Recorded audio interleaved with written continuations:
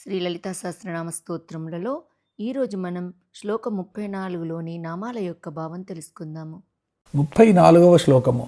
హరనేత్రాగ్ని సందగ్ధ కామ సంజీవనౌషధి శ్రీమద్వాగ్భవకూటైక స్వరూపముఖ పంకజ. ఈ శ్లోకంలో మొదటి నామము హరనేత్రాగ్ని సందగ్ధ కామ సంజీవనౌషధి. ఇది అమ్మవారి 84వ నామము. ఇది 16 అక్షరాల నామము. ఈ నామంతో అమ్మవారికి నమస్కరించేటప్పుడు హరనేత్రాగ్ని సందగ్ధ కామ సంజీవనౌషధ్యై నమః అని చెప్పాలి. హర అంటే శివుని యొక్క, నేత్రాగ్ని లలాట నేత్రాగ్నికి మూడవ కంటికి, సందగ్ధ నిశ్శేషంగా దహింపబడిన కామ అంటే మన్మధునికి, సంజీవనము వంటి ఔషధి మందువలె పనిచేయునది అనగా పునర్జీవనము ప్రసాదించునది. ఈ నామం నుండి అమ్మవారి మంత్రరూపానికి సంబంధించిన వివిధ నామాలు, వాటి అంతరార్థాలు చెప్పబడతాయి. ఇందుకు ముందుగా అయ్యవారి ఆగ్రహము, అమ్మవారి అనుగ్రహము గురించి తేల్పే నామము చెప్పబడుతుంది. ఆ నామమే హరనేత్రాగ్ని సందగ్ధ కామ సంజీవనౌషధి అనే ప్రస్తుత నామము. ఈ నామానికి సంబంధించిన ఒక కథ ఉంది. ఇంద్రుని ఆజ్ఞపై మన్మధుడు రతీదేవితో కలిసి శివునికి పార్వతిపై మోహాన్ని కలగజేయడానికి ప్రయత్నిస్తాడు. ఆ ప్రయత్నంలో శివుని పాలనేత్రానికి ఆహుతి అయి శరీరాన్ని కోల్పోతాడు. రతీదేవి విలపించి పార్వతిని ప్రతిభిక్ష పెట్టమని ప్రాధేయపడుతుంది. అప్పుడు ఆ తల్లి కరుణించి ఇతరులకు కనబడకపోయినా రతీదేవికి మాత్రము మన్మధుడు శశీరంగా కనబడేటట్లు వరమిస్తుంది. ఆనాటి నుండి మన్మధుడు అనంగుడు అంటే శరీరము లేని వాడయ్యాడు. కానీ రతీదేవికి మాత్రం కనబడతాడు. కాబట్టి ఆమెకు వైధవ్యము తప్పింది. ఇది కథ. తండ్రి శిష్యిస్తే పిల్లవాన్ని తల్లి సముదాయించడాన్ని తెలిపే ఈ కథలో 2 రకాల అంతరార్థాలు ఉన్నాయి. హరుడు అంటే శివుడు. ఈ శివునికి 3 నేత్రాలు. మూడో నేత్రము పాల భాగంలో ఉంటుంది. కుడి కన్ను సూర్యాత్మకమైతే ఎడమ కన్ను చంద్రాత్మకము. ఈ పాల నేత్రము అగ్నితత్వాత్మకము. అగ్ని శుద్ధి జరిగితే అసలు విషయం తెలుస్తుంది. అందుకే శివుని ఈ మూడో కన్ను జ్ఞానాగ్ని. ఈ ప్రాంతం మధ్య ఆజ్ఞాచక్రం ఉంటుంది. కామము నిండి ఉన్నప్పుడు కన్ను మిన్ను కానరాదు. మంచి చెడులను విడమరిచి చెప్పే విచక్షణ ఉండదు. మన్మధున్నే కాముడు అని కూడా అంటారు. ఈ కాముడు కామానికి సంకేతము. శివుని మూడో కన్ను జ్ఞానాగ్నికి సంకేతము. హరనేత్రాగ్నికి కాముడు దగ్ధమవడం అంటే శివుని ఆగ్రహం ద్వారా కామదహనం జరిగి జ్ఞానోదయము కలగడము అని అర్థము. కాబట్టి కామదహనానికి అయ్యవారైన శివుని ఆగ్రహము అవసరము అని తెలుస్తుంది. ఇక అమ్మవారి అనుగ్రహము. మన్మధుడు దహింపబడిన తర్వాత రతీదేవి ప్రార్థించగా రతీదేవికి మాత్రమే కనబడేటట్టు వరమిచ్చి రతీదేవికి వైధవ్యాన్ని తొలగించడము అమ్మవారి అనుగ్రహాన్ని సూచిస్తుంది. ఈ అనుగ్రహం ఎంతటిదంటే నిశ్శేషంగా దహింపబడి బూడిద అయిపోయిన మన్మధుణ్ణి కూడా తిరిగి పునర్జీవితుణ్ణి చేయగలిగినంతటిది. మరి అలాంటప్పుడు ఈ అనుగ్రహము మాడిపోయిన మన్మధుని పట్ల సంజీవిని ఔషధం వంటిది అనడంలో తప్పేముంది? ఈ నామంలో ఈ ఆగ్రహ అనుగ్రహ రెంటికి సంబంధించిన గాథలు కూర్పు చేయబడ్డాయి. ఇక రతీ మన్మధుల గురించిన అంతరార్థం చూద్దాము. మన్మధుని భార్య రతీదేవి. అందానికి ఆనందానికి వీరిది చాలా అనుకూల దాంపత్యము. రతి అంటే ఆసక్తి, మన్మధము అంటే మానసిక మదనము అంటే అనుభూతి. కాబట్టి ప్రతి వ్యక్తిలోనూ ఆసక్తిని రేకెత్తించేది రతి కాగా అనుభూతిని ప్రసాదించేది మన్మధుడు. అందువల్లనే ఈ రతి మన్మధులు ఇద్దరూ ప్రతి వ్యక్తిలోని ఆసక్తి అనుభూతులతో ప్రతీకలు అంటే సంకేతాలు. ఆసక్తి అంటే కోరిక లేదా కుతూహలము. ఆసక్తి కలిగిన వాడు ఆ ఆసక్తి దేని మీద కలిగిందో దాన్ని పొంది అనుభవించినప్పుడు వాడికే ఆనందం కలుగుతుంది అంటే అనుభూతి అనే మన్మధుడు. ఆసక్తి అనే రతీదేవికే తెలుస్తాడు కానీ ఇతరులకు తెలియడు. ఇది నిజమే. ఒక అనుభూతి మరి ఒకరికి ఎలా తెలుస్తుంది?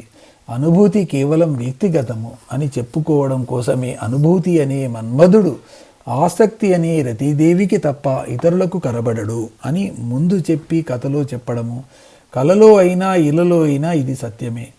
ఉదాహరణకి ఒకే మంచంలో కలిసి నిద్రించే ఇద్దరిలో ఒకరి కలలో తుపాకీ పేలిన ధ్వని ఉన్నప్పటికీ ప్రక్కనే నిద్రించే రెండవ వానికి ఏమాత్రమూ వినిపించదు. ఉదాహరణకి ఒకడు ఒక పండు తిని ఆనందానుభూతిని పొందితే ఆ అనుభూతి పండు తినే వాడికే తెలుస్తుంది కానీ ఎదుటి వాడికి తెలియదు. ఈ రెండు ఉదాహరణల్లో రెండో వాడికి తెలియనంత మాత్రాన మొదటి వాడికి ఏమీ నష్టం లేదు. అలాగే ఇతరులకు మన్మధుడు కనబడకపోయినా రతీదేవికి నష్టం జరగలేదు. శరీరం అస్థిరం, ఆత్మ సుస్థిరం అని కూడా ఈ మంత్రము సృష్టి పునరావృతం అవుతూనే ఉంటుంది అని కూడా సూచిస్తుంది. ఈ నామానికి ఈ విధమైన అర్థాలు చెప్పుకోవచ్చు. హరుని పాల నేత్రాగ్నికి నిశ్శేషంగా దహింపబడిన మన్మధుణ్ణి పునర్జీవితిని చేయటంలో సంజీవిని ఔషధం వంటిది. హరుని ఆగ్రహంతో అంతమైన సృష్టి కార్యాన్ని పునర్జీవనాన్ని అనుగ్రహించినది అని అర్థము. మూడవది, హరుని వల్ల కామదహనం జరిగితే ప్రేమ ఔషధంతో ఉపశమనాన్ని కలగజేయునది అని అర్థము. నాలుగవది, కామ ప్రకోపాన్ని తొలగించి ప్రేమ ప్రమోదాన్ని కలగజేయునది అని కూడా అర్థము. ఈ శ్లోకంలో రెండవది మరియు చివరి నామము శ్రీమద్వాగ్భవకూటైక స్వరూప ముఖ పంకజ. ఇది అమ్మవారి 85వ నామము. ఇది 16 అక్షరాల నామము. ఈ నామంతో అమ్మవారికి నమస్కరించేటప్పుడు శ్రీమద్వాగ్భవకూటైక స్వరూప ముఖ పంకజాయై నమః అని చెప్పాలి. శ్రీమత్ అంటే మంగళకరమైన లేదా మహిమాన్వితమైన, వాగ్భవ అంటే వాగ్భవము అని పేరు గల, కూట అంటే అక్షర సముదాయమే, ఏక అంటే ముఖ్యమైన, స్వరూప అంటే స్వరూపముగా కల, ముఖ పంకజ పద్మము వంటి ముఖము గలది. అమ్మవారి స్వరూపాన్ని 4 విధాలుగా గుర్తించవచ్చును. 1 స్థూల రూపము, 2 సూక్ష్మ రూపము, 3 సూక్ష్మతర రూపము, 4 సూక్ష్మతమ రూపము. 1 భౌతికమైన అవయవాలతో కూడిన అమ్మవారి దేహము స్థూల రూపాన్ని తెలియజేస్తుంది. 2 పంచదశి మంత్రాక్షరాలచే సూచింపబడే అమ్మవారి సూక్ష్మ రూపము. 3 కామకళాక్షరాలచే సూచింపబడి అమ్మవారి సూక్ష్మతర రూపము. 4 కుండలిని రూపమే అమ్మవారి సూక్ష్మతమ రూపము. స్థూల రూపంతో అమ్మవారు ఏమి చేసినది ఇంతకుముందు నామాల్లో చెప్పబడింది. నుండి పంచదశాక్షరి మంత్రాక్షరాలచే సూచింపబడే సూక్ష్మ రూపాన్ని గురించి చెప్పబడుతుంది. వ్యక్తమయ్యే సృష్టిని శుక్లపక్ష తిథులతోనూ, అవ్యక్తమయ్యే సృష్టిని కృష్ణపక్ష తిథులతోనూ సమన్వయపరిస్తే శుక్లపక్ష తిథులు 15, కృష్ణపక్ష తిథులు 15 వరుసగా బ్రహ్మాండంలోని, పిండాండంలోను ఆది భౌతిక ఆధ్యాత్మిక అంగాలుగా తెలియజేస్తాయి. ఇవి 5 చొప్పున 3 వర్గాలుగా బ్రహ్మాండంలోను, 5 చొప్పున 3 వర్గాలుగా పిండాండంలోనూ ఉంటాయి. పృథ్వీ, అంతరిక్షము, వెలుగుల లోకము, దిక్కులు, అవాంతర దిక్కులు ఈ 5. లోక పాంక్తాన్ని అగ్ని, ఆయువు, ఆదిత్యుడు, చంద్రుడు, నక్షత్రాలు ఈ 5 దేవతా పాంక్తాన్ని, జలములు, ఔషధములు, వసస్పృతులు, ఆకాశము, ఆత్మ ఈ 5 భూప్రాంక్తాన్ని తెలియజేస్తాయి. ఇలా ప్రాంతాలుగా చెప్పిన 3 వర్గాలను ఆది భౌతికమైన లేదా బాహ్య పాంక్తత్రయము అంటారు. పాంక్తము అంటే 5 అని అర్థము. ప్రాణము, అపానము, వ్యానము, ఉదానము, సమానము ఈ 5 వాయు ప్రాంతాన్ని, నేత్రము, శ్రోత్రము, మనస్సు, వాక్కు, శరీరము ఈ 5 ఇంద్రియ ప్రాంతాన్ని, చర్మము, మాంసము, స్నావ, ఆస్తి, మజ్జ ఈ 5 ధాతు ప్రాంతాన్ని తెలియజేస్తాయి. ఇలా పాంక్తాలుగా చెప్పిన 3 వర్గాలను ఆధ్యాత్మిక పాంక్తత్రయము అంటారు. ప్రపంచమంతా ఈ ఆది భౌతిక ఆధ్యాత్మిక పాంక్తత్రయ రూపాల చేతనే ఉంటుంది. ఈ నామానికి ఈ విధమైన అర్థాలు చెప్పుకోవచ్చును.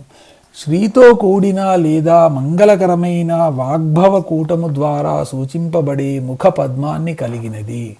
రెండవది, వాగ్వైభవ సంపన్నతను, విద్యాసముపార్జనను, శుభకరమైన మోక్షప్రాప్తిని సూచించు వాగ్భవ కూటమును సూక్ష్మ రూపమునందు ముఖముగా కలిగినది అని అర్థము.